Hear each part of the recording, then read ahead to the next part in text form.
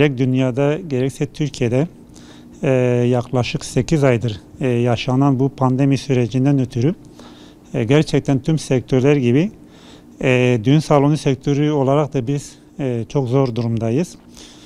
Bu 8 ay süreç içerisinde 16 Mart'tan 1 Temmuz'a kadar bizim hiçbir faaliyet olmadı. Yani tamamen kapalı kaldık. 1 Temmuz'dan açtılar.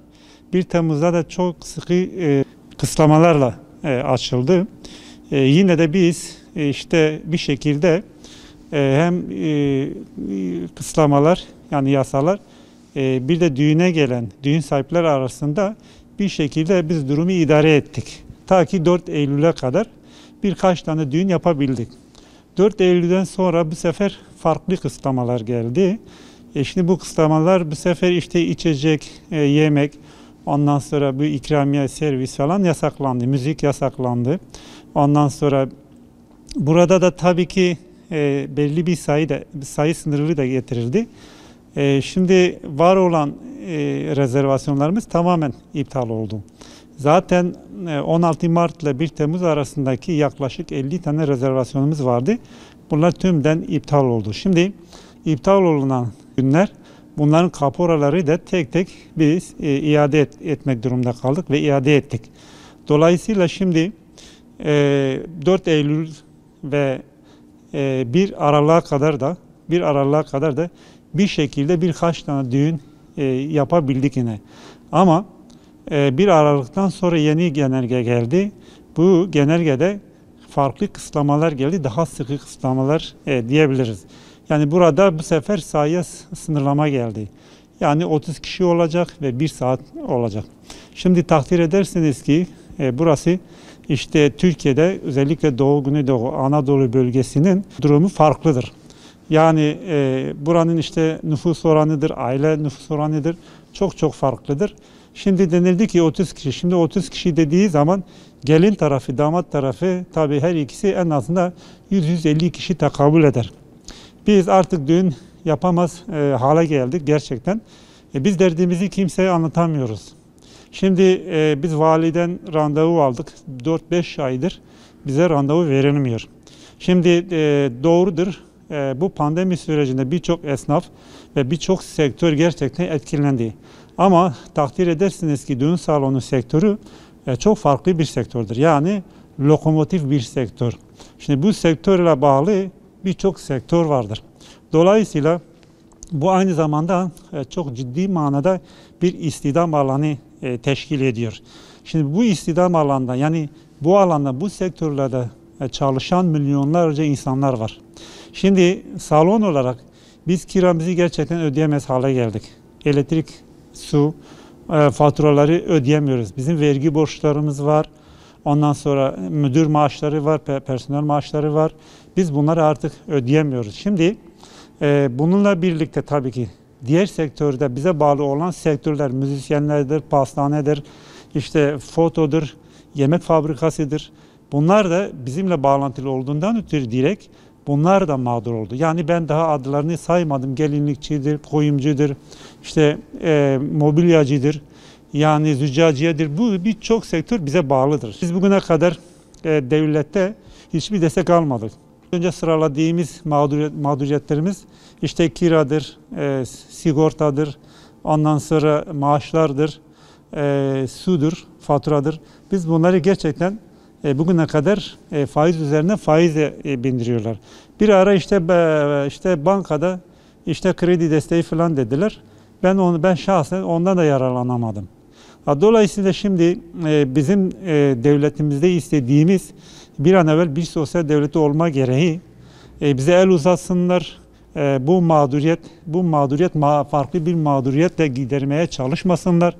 Çünkü bankada işte faiz kredi dediği zaman bu mağduriyet üzerine, yani borcu borçla, borçlu faizle ödeme anlamına geliyor. Biz böyle bir desteğe de ihtiyaç duymuyoruz. Dolayısıyla eğer yapılacaksa bizim vergi borçlarımız var.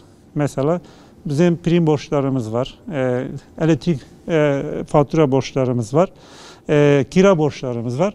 Bunları bir şekilde eğer hibe edilirse bize, bunlar belki bizim derdimize, yaramıza bir deva bir derman olabilir. Yani bu şekilde bir desteğe talebimiz var. Ya da uzun vadeli faizsiz bir kredi olabilir tabii ki.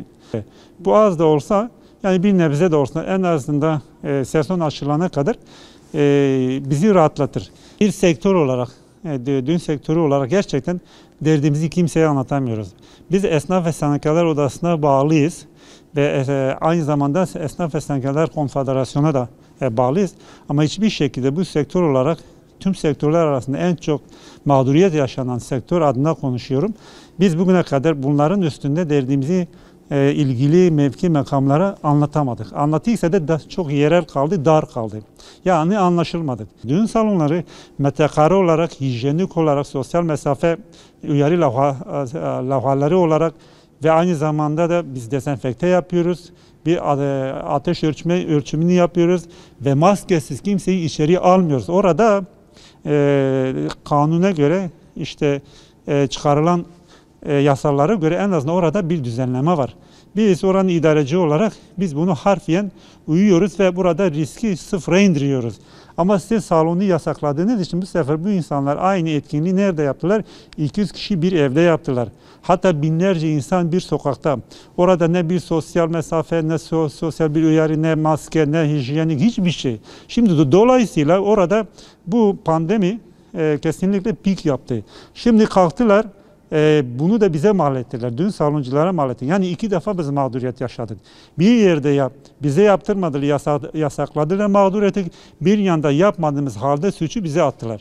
Dolayısıyla bu da bilim kurulunun bana göre çok ciddi manada üzerine durulması gereken bir hatasıdır. Bu hatayı bir şekilde telafi etmesi gerekir ve son olarak bu son genelgede de şimdi efendim 30 kişi diyor. Şimdi kardeşim bir düğün salonu 1000 metrekarede 1000 metrekare sosyal mesafe dediğiniz zaman 1,5'ta vurduğu zaman bu 300-400 kişiye tekabül ediyor. Yani 300-400 kişiyi rahatlıkla burada risk almadan düğünü yapabiliyor.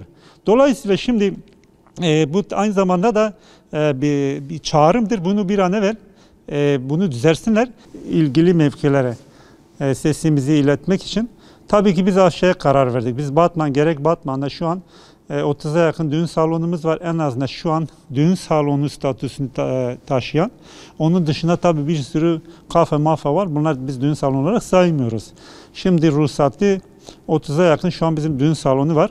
Ve buna tekabül 25 kişi biz bir araya geldik. Şu an bir dernekleşmeye doğru en azından bir çalışmalarımız vardır. Biz fiili bir dernek kurmuşuz, fiili bir dernek. Ama resmi bir dernek daha kurulmamış. Biz valilikte biz randevu aldık. Bu randevu da dernek kurma adına biz aldık. Şimdi biz bunu yakın zamanda bu derneğimizi de Allah'ın izniyle kuracağız. Gerçekten pevajya, pandemi, koronayı Wekî gelekî sektora em bêjin esnafa em jî demeka gelekî zahmetî dikişînin.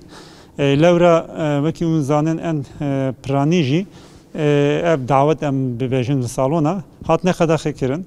Ev ya jî biryarekî şaş bû li gorî dilê me çimkî hate davet natine qedexekirin, salon hatine qedekirin. Ev ya jî em bêjin divê heşt Meyê de gelekî em bêjin dêla pandemiyê de belabûnekî çêbû. Em dikarin vî bêjin em gelekî mexdûrin tê heta îro piştgiriya dewletê dihêla aborî da tê piştgirîkî nedan em di tê êlî de piştgiriyekê wan me nedîtiye. Yani em bêjin sosyal devlet, ev sosyal devlet devleta gel be dema tengazariyeke vî rengê de pêwîst e devlet hinekî dest bavêje em bêjin van pirsgirêkê gel û em bêjin pirsgirêkê gel çareser bike. Ama mixabin heta îro me tê piştgirîkî ji devletê me nedîtiye. Em gelekî tengazariyê dane. Em dikarin kiriyê xwe bidin, em dikarin maaşê xwe bidin, em dikarin fatûrê xwe avê elektrîkê em bidin. Yani bangawaziya ka me heye ji gelê me re jî ez dixwazim vî tiştî bêjim. Her çi qas em bêjin îro devlet salona qisilamakî jê re hanî be jî ama em bêjin en cî hîjyenîk, en cî bê rîsk, en cî ku em dixwazin mesela hûn daweta xwe bikin û bi kêfxweşî, bi delalî bixweşî û ulgorî usûla wî en azında cîkî mesela bê rîsk salonin. Neçin mala, neçine sokağa, neçine kafa, neçine cî ku di statûya salona da nî bin neçine vedere lewra ew der tehlike ye, lewra ew der ti tedbîrekî jî tune ye. Em ji ber wî bangawaziya me ji gelê me re ye tiştê ji destê me were li gorî van qisitlama jî tiştê ji destê me were em ji wan re bine alîkar ama hêla dinê de jî em dixwazin jî dewlet jî yani sosyal devlet jî re dibêjin ya li gorî navê xwe vê pêwîndiya xwe bîne jî. Destê xwe bavêje esnafa, destê xwe bavêje yani di vir de mağduriyet sadece em xwediyê salonan nîne. Bi me re em bêjin di Tirkiye genelî 280,000 salon hene evan de milyona teqabûl dike. Yani îstîdam alanîkî miriye dest bavêjine. Yani ji ber xatirê wî qasî ev bangawaziya me jî ji devletê ye. Ha eger hûn bêjin em sosyal devletin pêwîst e rokî berî rokî ku em vê derê terk nekin neçin ya jî em ji xwedî re berdin em kirecî yani destê xwe bavêjine em spas dikim.